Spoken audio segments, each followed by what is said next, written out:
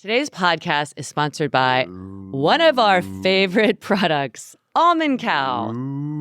We've been using it for well over a year, and I say we, mostly my husband Mark, who is mooing. Honey, what are your thoughts about Almond Cow? This is the Moo Man. He's back. I love the Almond Cow because we know how great it is. Anything that you can make a plant-based milk with, you're set. I don't need to make that much. It's just sitting in the pantry. And then when we're ready, I just make it. It takes a minute. It tastes so good. It tastes so good. And for those of you who are thinking about it, let me tell you why. There are no added preservatives, any kind of artificial stuff. You put in it what you want. You can sweeten it to your taste. It is so easy to make, so easy to clean up, and it's pure gold. It really is. And they give you a lot of recipes on the Almond Cow website.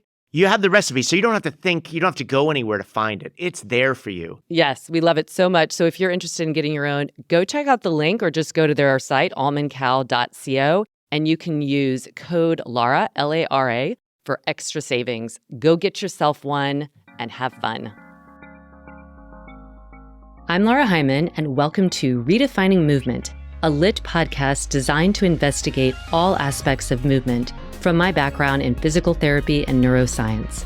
My mission is to help everyone find freedom through smarter movement patterns and compassion for ourselves and others, so together we can live our most uplifted lives, benefiting all beings. Welcome to Monthly Motivation, where this month's topic is about balanced living and unlocking your full potential. In today's episode, I'm focusing on LIT's monthly theme of balance. And you will see this theme in our social media, our monthly challenge on our LIT daily online platform, and in my monthly workshop. When you hear the word balance, I think we often visualize balance like a weighted scale. You put a little more on one side, take a little more off to get the scales level. But achieving balance in our lives will most likely be more nuanced than adding a little something here, removing something else from the opposite side. I think we all know that. I personally think of balanced living as a potpourri of ingredients that require conscious and probably continually tweaking to achieve more harmony in our lives. That consciousness is necessary to be able to even know when we're out of balance. And this is an ongoing, dynamic endeavor. And my goal today is just to share practical tips to help achieve balance in your physical, emotional, mental, and professional lives. And I try these as well. I'm not by any means an expert, but I feel like my own LIT practice allows me the space and the consciousness to recognize more quickly when I'm out of balance and then adjust more quickly to find that spectrum of balance. So what does balanced living mean? Psychologists define life balance as a state of equally moderate to high levels of satisfaction in important life domains contributing to overall life satisfaction. So in other words, this balanced lifestyle requires a holistic approach to our well-being. And to achieve this lifestyle balance, we need to focus on the key components that make up a rich and satisfying life. I just watched Sly on Netflix. I really recommend it. It's about Sylvester Stallone, and it's a documentary. And what I appreciated so much was his honesty when reflecting on his life. He's now in his mid-70s, and he speaks of how he would have done things differently. He was working insane hours, producing, acting, directing, writing movies like Rocky, and working these insane hours while having children. And so he looks back and says, what was I doing? It was all about the glory of the movie. The children are only there for so long. And I think a lot of us can relate to that. We have these different aspects of our lives and we give energy to them. And sometimes that energy is too much in one area and too little in the other. We can often see when we're not in balance in hindsight. But how do we best bring more awareness of balance into everyday life?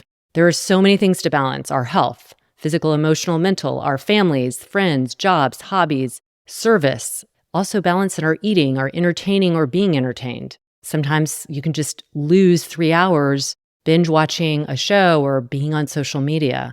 So in these modern times, it can be really easy to fall into the pit or the trap of neglecting one of the more important areas of your life. And one way of thinking about balanced lifestyle was presented as a coaching tool by Paul Meyer, who is one of the founders of the practice known today as life coaching. You might have heard of life coaches. This wheel of life is the tool. You can look on a positive psychology website, and it might be way more robust in what ingredients it includes for life balance than you were imagining. But it's probably important to examine and reflect which ones are important to you and are they in balance. So the wheel provides this visual. And so you could visualize a wheel right now or even a pie. And if like you were cutting the pie in slices, how satisfied are you with each segment or each area? And the areas that he writes about are money and finances, career and work, health and fitness. So that's 3. 4 would be fun and recreation. 5 would be environment, both in home and workplace. 6 is community. 7 is family and friends. 8 is romantic relationships. 9 is personal growth and learning. And 10 is spirituality. So that's a lot to examine. And all these areas are interrelated, meaning if you are neglecting one, that can have a negative impact on the other aspects as well. So like I was giving the example with Sly, he was prioritizing his career over his family. And when we do things like that and we're out of balance, it's more likely that we will experience higher levels of stress, and this stress can impact our physical and our mental health. A meta-analysis of the impact of working long hours on employee health found that employees working long hours were more vulnerable to multiple health conditions, including stress, fatigue, sleep, and also physical workplace injuries that might be in the form of poor posture or repetitive actions. So let's look at how we can find more balance. And I think we can also examine when you aren't in balance, what are you running the risk of? Like I was saying, in the workplace, you run the risk of those multiple health conditions. But what are other risks that you can run just by not being in balance overall? Stress, as I mentioned in the workplace, is a huge one. So being stressed is not just a mental problem, it's a physical load impacting your body as well. Many studies have shown the link between stress, heart disease, inflammation. It's hard physiologically, physically, mentally, emotionally. When you're out of balance, you're more likely to have problems with your mental health. And your mental health is really important for being able to cope and manage daily life's ups and downs. So if your mental health is not as resilient or strong, you might find yourself more moody, more reactive and emotional, and you can also be anxious and depressed more of the time than not. You also might feel feelings of negativity about your current situation, even in the future, and ultimately all of this makes you less resilient. In addition to poor mental health, we might have poor or less optimal physical health. And this could lead to not eating well, not exercising enough, and the stress again. All of these combined are linked to many diseases of lifestyle. Finally, you might develop not great habits. And this could be that you're working too much when you're not getting enough sleep. You might be eating more junk food. You might be drinking more. You might be decompressing by binge watching TV. All of these things contribute to your overall health as well. And the fatigue that comes with suboptimal habits and not great physical or mental health is real. And then it affects your sleep. You're not really fully awake when you're awake, but then you might have problems falling asleep. All of these things are the result of being out of balance. So the tips for bringing more balance into your life, I want to cover just 4 aspects because I think that pie chart of 10 is a lot. There's a lot of crossover that actually ends up filling out that whole 10. And that is physical, emotional balance, mental balance, and then professional. And I'm trying to bring in 2 tips that are really practical for each of the categories so that it ultimately can feel less overwhelming to make changes for more balance. So let's start with physical health, which to me is so important. Physical health affects everything. It affects your relationships, it affects your mental health, it affects your professional life, etc. So what are the tips to improve your physical health? You need to make exercise, movement, whatever way you want to label it, a daily habit. It is so impactful. I've talked about this before, but exercise is the keystone habit That means it's so powerful, so potent that it impacts every other habit. So make exercise a daily habit. By providing structure and organization, you can really get this going, and it can be whatever fulfills you. It could be a 30-minute walk. It could be strength training. It could be a lit practice where we do cardio and flexibility and strength and all of it. You just need to be active. And it's so much easier to stay active when you make time for it and to keep it going in a regular way. So a daily routine needs to include activity. And you might need to budget your time or block out your time. I have lots of people in my teacher training and who are on my online platform who say they just block it out as if it's like a meeting, and they don't have to make an excuse, but I'm not available at this time, because that is a priority, and it needs to be a priority because the physical exercise is going to impact all those things you might be feeling in your life if you're not balanced, like stress. Physical exercises reduces stress hormones. Then it also signals you quicker when you are stressed so that you can do something about it. It relieves stress by moving. And stress is always going to put you in the high risk category for diseases like heart disease. And this is just so important to have this primary ingredient of exercise. Another physical health tip is prioritize sleep. And sometimes that's easier said than done, but really aim for 7 to 9 hours of quality sleep each night. All the research supports this. 5 hours is not enough. If you're sleeping 12 and 13 hours, you're more in the lethargic category, maybe depressed. You need 7 to 9 hours of quality sleep. This is when you heal. This is when your immune system is able to really kick in, and you're just better equipped to handle life's challenges. So get regular high quality rest.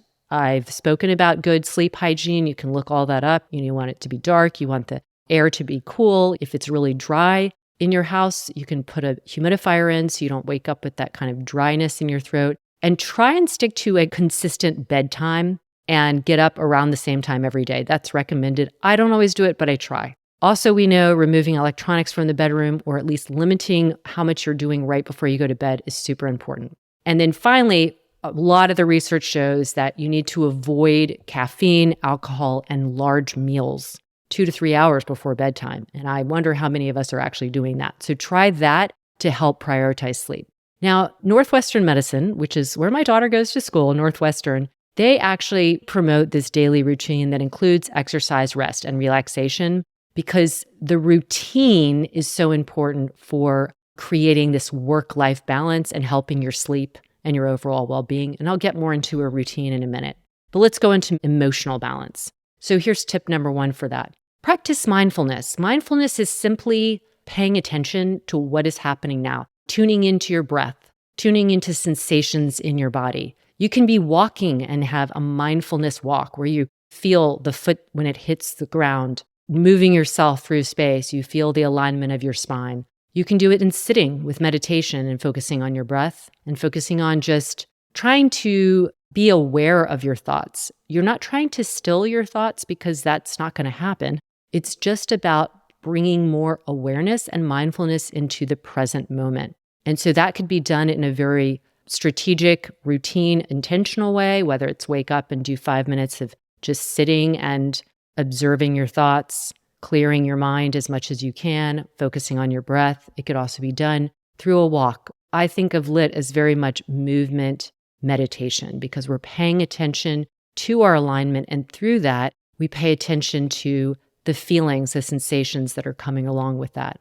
Another tip for improving emotional balance is keeping some kind of journal. And in this journal, you can do 2 things. You can either just brain dump things to clear your head more. You can keep a gratitude journal. Much research has been done on this, that expressing gratitude is incredibly important for emotional well-being. Think of 3 things you're grateful for every day. Some people do them in the beginning of the day. Some people do them at the end of the day. And then it really trains your brain to look for the good, to look for the things that are going well for you, as opposed to only focusing on the things that you're disappointed by or that you're bummed out about. And so you're training your brain, and this is so good for that emotional well-being. Now, shifting to more balance in your mental health. And again, all of these are intertwined. So even though I'm speaking of them separately, we know that we are a holistic body with a brain, with a mind, with thoughts, but it's all interacting. So tip number 1 for mental health is to challenge the negative thoughts. When you catch yourself thinking negatively, and this could be some kind of loop that has been played in your thoughts for years, can you catch it and then just reframe those thoughts into something more constructive?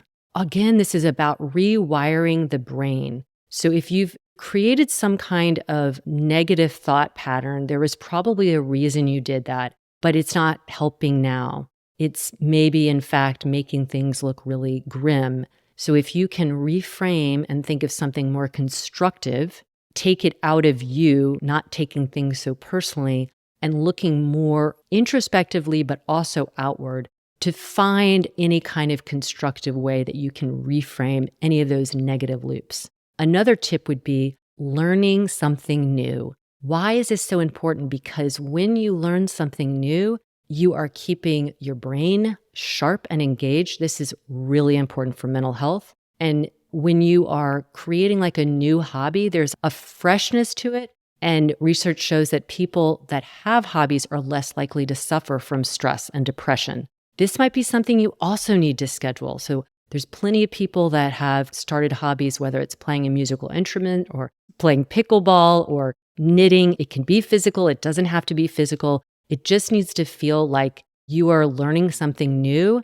and really just enjoying the process of learning. Finally, in the professional aspect of balance, and this is probably one area that people might have challenges with, especially if they have to work hard and they have to work long hours because this is what they need for the advancement of their career, or they need the paycheck to be able to have a home for their family and feed their families. We can put a lot of weight into the professional aspect, but in the same vein, we need to still create balance there. So tip number 1 is setting boundaries. And my husband helps me with this. I need a lot of help with it, and I've gotten a lot better, but it's being able to define clear work hours and then protect the hours that you're not working. And if you have a job like mine where you're really passionate about it and it's like lifestyle and work and they're very intertwined, it doesn't always feel like I'm working. But it's important to set boundaries for me and for my family too.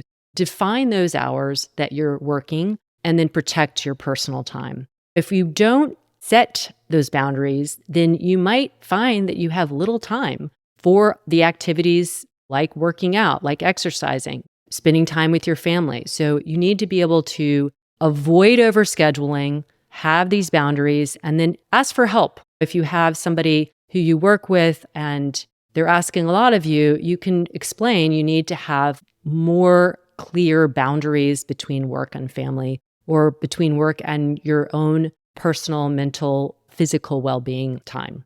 And then the other tip for professional aspect of balance is learn to delegate and learn to prioritize. So when you delegate, it's amazing. This was one of the first things I got, but it took me a long time to recognize how valuable it is. And that is that I always knew it was so helpful to have people doing tasks that I wasn't as good at, but not until later did I really recognize how powerful it was, because it gave me time, energy, the best resources you have to really focus on what I was good at and what I could do well. And so delegating and then prioritizing what needs to be done by somebody else, what can I do, and what do I need to do first? So this comes back to that idea of organizing.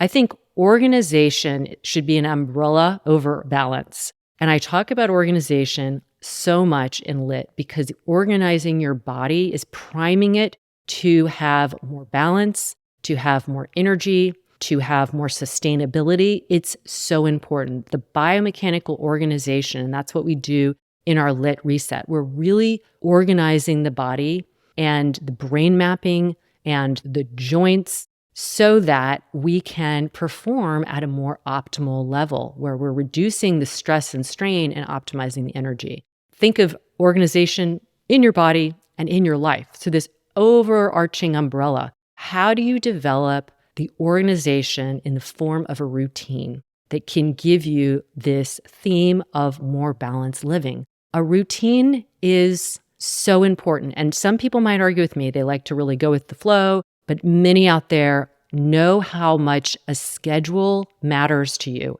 It gives you these parameters. It gives you the priority. With the schedule, you can block out time for yourself, and then you develop a routine. All of the work that you're doing will be reinforced because you have a routine. If you do something and then stop it, you aren't developing habits that are going to ultimately help your balance. And studies, again, have shown routines help you. They help you manage stress more effectively. They help your mental health. You have more time to either exercise, relax, eat better, sleep better, all of the things because your routine is getting you organized. It's really important because when you are organized, you also have less clutter in your mind. What's going to happen versus waiting to happen. For instance, I know the days that I have nothing planned, I am the least efficient. The day just goes by. I don't really necessarily get anything done, and that's fine to do. I'm not saying there's anything wrong with that, but that is a day that you want every once in a while. You don't want that to be your daily life where you're either not sure what to do next, what to prioritize, lose a lot of time, waste a lot of time, and then end up feeling stressed about the things that weren't done. That can be a vicious circle. So being organized is probably the most important step to improving your overall balance. It really will help your body, your brain, your mind, and your professional life. And I always talk about if you walk in a room and there's clutter, it doesn't feel good on your nervous system. So you need to declutter your brain, your body, so that you feel more balanced. So I hope that these suggestions were useful. I know that building a balanced lifestyle can be tricky, but even the busiest among us can bring more balance into our lives with these simple steps. And a more balanced lifestyle can improve your overall quality of life, your mood. It can boost your brain health and really optimize your physical and mental being for today and for the long run. Balanced living to me means achieving this optimal health in these aspects of my life: relationships, work, fitness, health, emotional. And that balanced life means that quality of life is higher. And when you're operating from that place, you're going to have a better outlook. You will feel more efficient and more conscious in your everyday activities. But remember, finding balance is an ongoing journey. We're never going to get it. It's a spectrum. But incorporate these tips into your daily life gradually and adjust them to fit your unique circumstances. And then do me a favor and please post on social media or direct message me any ways that you are following these tips and they've helped you. Thank you for tuning in to Redefining Movement, and let's all be the movement toward creating a more balanced and harmonious world by starting with ourselves. And do me a favor and please share this with friends and family. And if you would take a moment to subscribe, rate, and review, I'll be so grateful. And as always, I'm pulling for you. Thank you for joining us on this episode of Redefining Movement. If you like what you've heard, please like and subscribe wherever you get your podcast. Feel free to leave us a rating and review or share with someone you know. Check us out at www.litmethod.com.